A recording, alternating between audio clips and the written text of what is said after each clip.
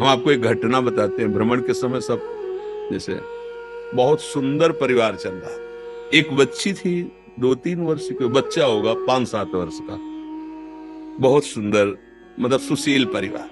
अब विष आ रहा है उनके घर में, पहले का बॉयफ्रेंड पत्नी का, अभी तक तो प्रवेश, अब आया, दोनों में ले, क्योंकि पूर्व प्रेम था। तो कहा पति ड्यूटी में गए हो, आते होंगे। बोले आप कह देना हमारे कजन है, हम भी कह देंगे कि हाँ हमारी आवश्यकता है इस शहर में, तो कहो तो हम किराए में रह ले, आपको किराया दे दें या कुछ दिनों के लिए। आप ऐसा ही नाटक किया। वो सीधा आदमी, जब पत्नी कह रही कि हमारे परिवार के हैं, हमारे भाई लगते हैं, बच्चे उनको मामा कह रहे हैं, वो झुक के पैर छू रहा कि आप हमारे बानोई हो। लगता है यार कि क्या है, अगर महीना 15 दिन के बाद से आप रह लीजिए, किसी कार्य का वो बहाना बना के। वो अर्थ ऐसा कमाता था, एक नौकर रखता था भोजन बनाने के लिए, पत्नी को असुविधा न हो इसलिए भोजन सब।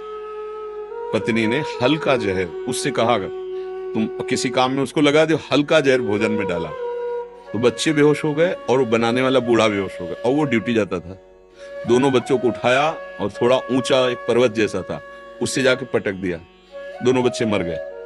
इसके बाद लौट के आई, रिपोर्ट लिखाई कि मेरे बच्चे को ये जो मेरा काम करने वाला आदमी है ये गायब कर दिया। अब उसको जब चेतना दिलाई गई तो उसका कहा बच्चे कहाँ हैं, बहुत पिटाई। अब तो उसने कहा साहब मुझे ये पता नहीं कि बच्चे कहाँ गए, पर ये पता है कि आज मुझे भोजन बनाने की सेवा जो थी वो नहीं दी गई और भोजन पवाया गया। इसके बाद मुझे कुछ पता। तब उनके दिमाग में ये बात दौड़ी कि कुछ तो गड़बड़ है। तो उन्होंने कहा कि हम तुम्हें तब तक नहीं छोड़ेंगे, नौकर से कहा, जब तक हमें पक्का तुम्हारी सफाई की बात नहीं।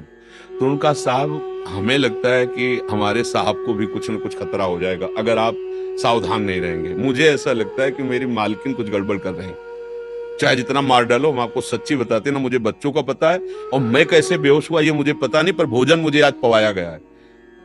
तो वहां लगा, तो बोले तुम चलो, हम तो हमारी दृष्टि में रहोगे, हम पीछे पीछे सादी वर्दी में चलेंगे, तुम घर जाओ और फिर हमें बताओ क्या है। तो वहां जाके देखा कि कुर्सी में साहब बंधे थे जो पति थे।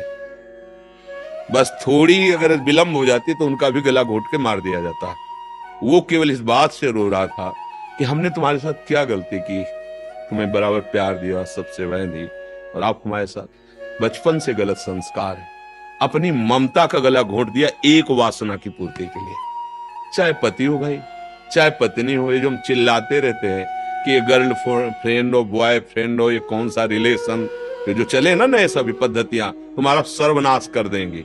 तुम्हें लगता है कि हमारा मनोरंजन हो रहा है, नहीं, बहुत जीवन जो तुम्हें मिला है अमोघ। पुराने जनों के आचरणों को देखो, पवित्र कैसे माताएं बहनें पवित्र, कितनी निष्ठा, कितना भाव। आज हम लोग समझते नहीं, पत्नी चाहे जितना प्राण समर्पित कर दे, हमारा दिमाग खराब है बाहर के लिए, पति चाहे जितना दुनिया की सामग्री लाके सजा दे, नहीं, तो ये सुधार नहीं होगा, ये सुधार नहीं होने वाला, पक्का लिख लो। व्यभिचार दोष से युक्त जिसकी इंद्रियां हो गई, यह किसी तंत्र मंत्र से सुधरने वाली नहीं है।